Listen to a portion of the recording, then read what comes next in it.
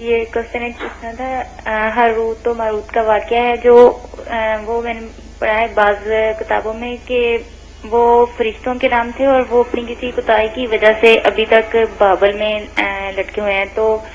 Please مجھے وہ قرآن و سنت کی روشنی میں اس کی تھوڑی سی وضاحت فرما دیں۔ تھوڑی سی وضاحت تو میری بچی اس کی نہیں ہو سکتی، میں اشارتاً بہر گیا، اصل میں تو یہ موضوع ہے نا بڑا لمبا۔ ہاروت ماروت کے بارے میں لوگوں نے ایسے افسانے لکھے ہیں، تفسیروں میں اتنے کپڑے ہیں۔ آج بھی ایک ساتھی پوچھ رہا تھا جمعہ سے پہلے پڑھا لکھا، کیا بتائیں؟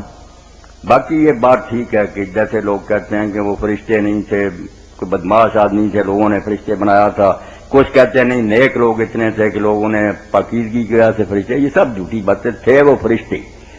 اترے ہیں بابل میں اترے ہیں، مگر انہوں نے میری بچی کوئی جادو نہیں سکھایا، نہ کوئی کفر سکھایا۔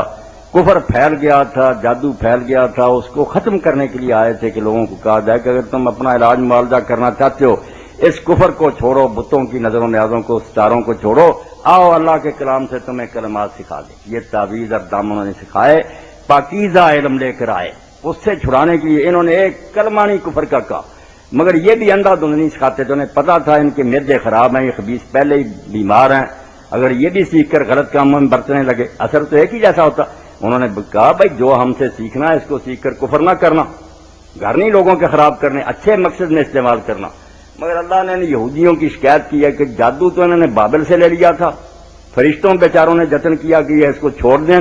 پاک علم دیا، مگر اس پاک حلوے کو بھی ان کے نا مریض معدے نے اپنے لیے حیضے کا سبب بنا دیا، اس کو بھی غلط کاموں میں برتا۔ ان کی ڈانٹ ڈپٹ کے باوجود ہی بات نہ آئے، لوگوں کی بیویوں کے ساتھ ان کی جدائیاں کرا دی، یہ غلط استعمال، چیز تو ایک ہی ہوگی، جادو میں بھی اثر ہوگا یا محبت یا جدائی، اس میں ادھر بھی ہوگا۔ اگر آپ اچھا استعمال کریں گے، کوئی بھائی آپس میں ناراض ہیں، صلح کرا دی تو حب کا تعویذ بہت اچھا ہو گیا، اور اگر آپ نے کسی کی بیٹی کا یرانہ کسی غیر سے کرا دیا، وہی پاک علم خراب ہو گیا۔ فرشتے میں بیٹا نہ انہیں کوئی سزا ملی، نہ وہ کنویں میں، یہ سب یہودیوں کے افسانے ہیں، اور ان مولویوں کی بے وقوفی ہے کہ اللہ کے پاک فرشتے خدا اتارے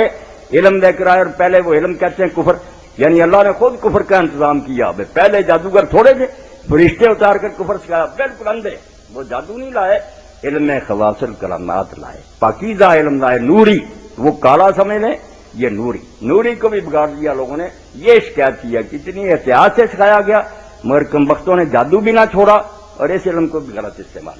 بات اصل میں یہ میں نے اشارتاً بتا دی، زیادہ نہ اس کے لیے چاہیے کہ تفسیر سے ملیں، دیکھیں،